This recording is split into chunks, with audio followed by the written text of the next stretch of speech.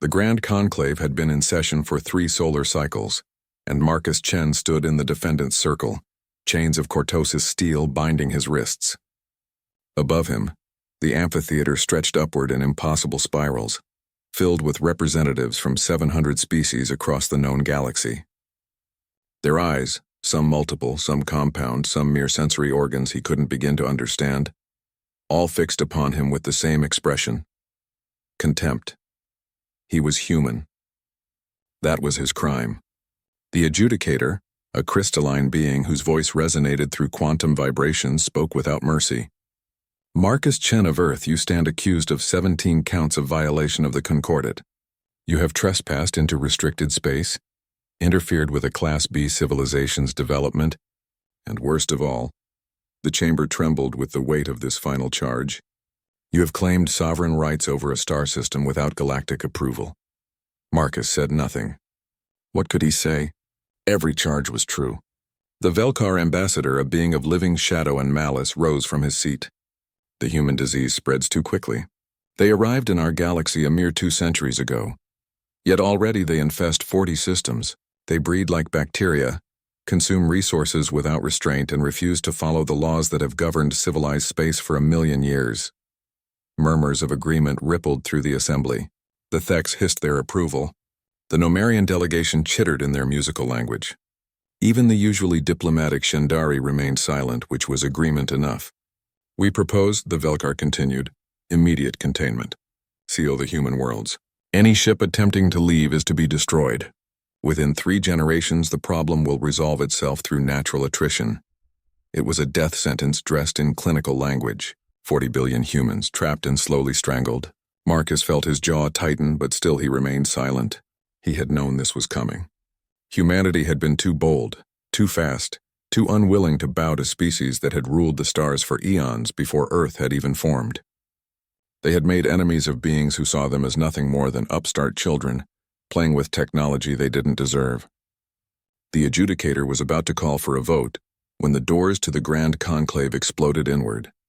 Not with violence, with light. She walked through that light, and 700 species fell silent. She was human, but she moved like gravity itself bent around her. Her uniform bore no insignia Marcus recognized. It was black as the void between stars, and it seemed to absorb the light around her. Her face was unremarkable by human standards. Brown skin, dark eyes, hair pulled back in a simple bun. But there was something in the way she carried herself, something that made even the eldest species in the chamber lean back in their seats. The Velkar found his voice first. This is a violation of... Silence. The word wasn't loud. It didn't echo. Yet every being in the chamber felt it in their bones, in their carapaces, in their quantum matrices. The Velkar's form flickered and he collapsed back into his seat. She walked past the assembled delegates as if they were nothing more than furniture. Her boots clicked against the ancient floor with a rhythm that sounded like a countdown. When she reached the defendant's circle, she stopped. She looked at Marcus for a long moment. He stared back, confusion and hope warring in his chest. Then she turned to face the conclave and pointed directly at him. That one belongs to me. The silence that followed was absolute. It was the silence of a galaxy holding its breath. It was the silence of predators realizing they had cornered something far more dangerous than prey. The adjudicator's crystalline form vibrated with what might have been fear. Who are you to make such a claim? She smiled, and it was not a kind expression. My name is Admiral Sarah Okonkwo. I command the Terran Defense Fleet's 4th Expeditionary Group. Perhaps you've heard of us? No? She tilted her head. That's strange. We've been operating in this galaxy for 3 years now, watching, listening, learning all your little secrets. The Theks delegate hissed. Impossible. Our sensors would have detected. Your sensors detect what we allow them to detect.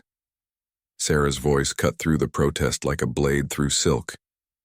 Did you really think humanity arrived in this galaxy with colony ships and mining equipment and nothing else?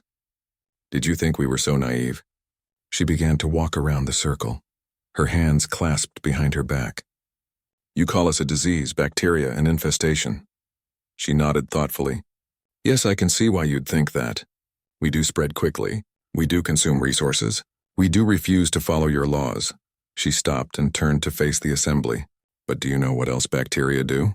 No one answered. They adapt. They evolve. They survive conditions that would kill anything else. Her smile widened, and when threatened they can become quite deadly. The Velkar surged to his feet. You dare threaten this conclave? One ship, 17,432 ships, Sarah interrupted, currently in stealth formation around this station. Each one equipped with weapon systems reverse-engineered from technology we've acquired over the past century. Shall I have them decloak? Just so you can see I'm not bluffing? The chamber erupted into chaos. Delegates screamed, roared, vibrated in panic. The adjudicator's form began to crack, light spilling from the fissures. Sarah raised her hand and the chaos ceased as if a switch had been thrown. Let me be very clear, she said, her voice now carrying the weight of an empire behind it. Marcus Chen acted on my orders. Every human you see violating your precious concordat is doing so as part of a calculated strategy. We wanted to see how you would react to us. We wanted to know if you were potential allies or simply obstacles to be removed. She turned to face the adjudicator directly. You have failed the test. The crystalline being actually trembled. What do you want? Humanity's immediate admission to the Galactic Council, with full voting rights, the release of all human prisoners, and a formal apology. Sarah's expression hardened. You have one standard cycle to comply. If you refuse, she paused, letting the weight of the threat hang in the air. Well, you'll discover what happens when you try to contain a species that learned to split atoms before we learned to reach the stars. She walked back to Marcus and, with a casual gesture, his chains shattered. Come, Lieutenant. We're leaving. Marcus followed her in stunned silence. As they reached the door, Sarah glanced back over her shoulder. Oh, and one more thing. Stop calling us a disease. We prefer the term evolutionary catalyst. We're going to change this galaxy whether you like it or not. The only question is whether you'll adapt with us or become extinct.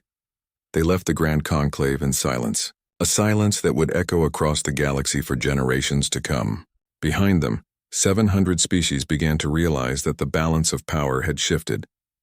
Humanity was no longer asking for a place at the table. They were building their own table, and everyone else had better hope they got an invitation. End.